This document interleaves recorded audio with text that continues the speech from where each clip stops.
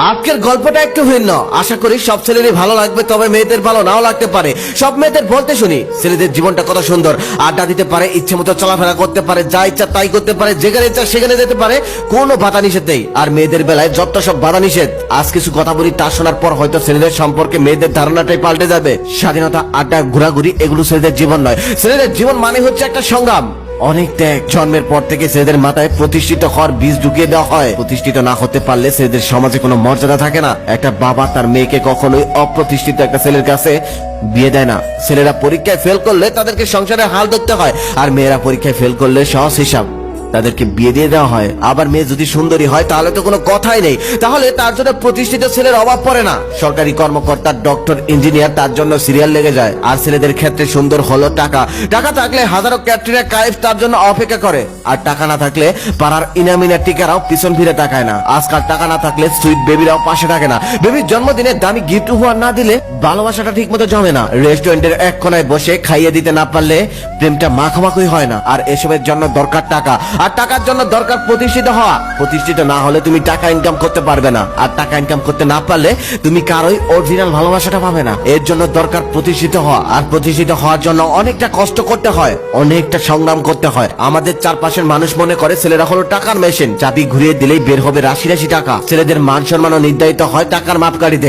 টাকা না থাকলে সে কারো ভালোবাসা পাওয়ার যোগ্য বলে বিবেচিত হয় না। একটা ছেলেকে জন্মের পর থেকে ত্যাগ করতে হয় অনুভূতিগুলোকে, সুপ্ত আনন্দগুলোকে। জীবনের অর্ধেকটা সময় ব্যয় করে লেখাপড়া করতে হয়, না হলে কর্মজীবনে কাজ করে নিজেকে প্রতিষ্ঠিত করতে হয়, তারপর ইনকাম করতে হয় টাকা। কিন্তু অনেক ক্ষেত্রে ছেলেদের শেষ জীবনে আসল বাড়ি হয় বৃদ্ধাশ্রম, আর চোখের জল হয় একমাত্র সঙ্গী। এভাবে সারাটা জীবন শুধু ত্যাগ করে দেয় ছেলেরা, শুধুমাত্র প্রিয় মানুষদের জন্য। বিনিময়ে কিছুই চায় না, কখনো ছোট ভাই, কখনো ছোট বোন, কখনো মা বাবা, আবার কখনো স্ত্রীর জন্য। সারাটা জীবন শুধু ত্যাগ করে যায় আপন মানুষদের জন্য। তারপরেও একটা পুরুষ কখনোই সবার প্রিয় হতে পারে না।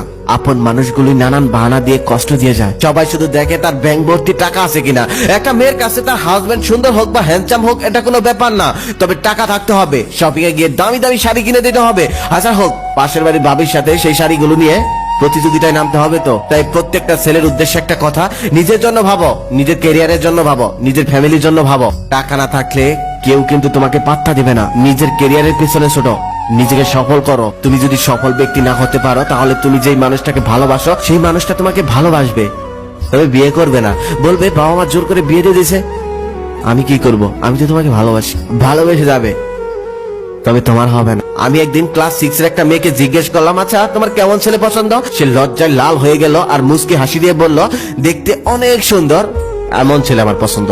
আমি আবার সেই প্রশ্নটা ক্লাস 8 এর একটা মেয়েকে করলাম, তখন সে উত্তরে বলল, দেখতে অনেক সুন্দর, মনটা অনেক সুন্দর, এমন একটা ছেলে আমার জীবন সঙ্গী হিসেবে লাগবে। আমি আবার সেই একই প্রশ্নটা ক্লাস 10 এর একটা মেয়েকে করলাম, তখন সে উত্তরে বলল, দেখতে অনেক সুন্দর না হলেও হবে, তবে মনটা সুন্দর হতেই হবে। আমি আবার সেই একই প্রশ্নটা কলেজের একটা মেয়েকে করলাম, তখন সে ভেবেচিন্তে বলল, দেখতে সুন্দর, ভদ্র, আসলে এগুলো দিয়ে তো হয় না, বেঁচে থাকতে হলে টাকার প্রয়োজন হয়। টাকা না থাকলে দুদিন পর ভালোবাসা হারিয়ে যায়, ভালোবাসা জানলা দিয়ে পালিয়ে যায়। এটাই তো ঠিক, এটাই কিন্তু সত্যি। বাস্তবতা বড়ই অদ্ভুত।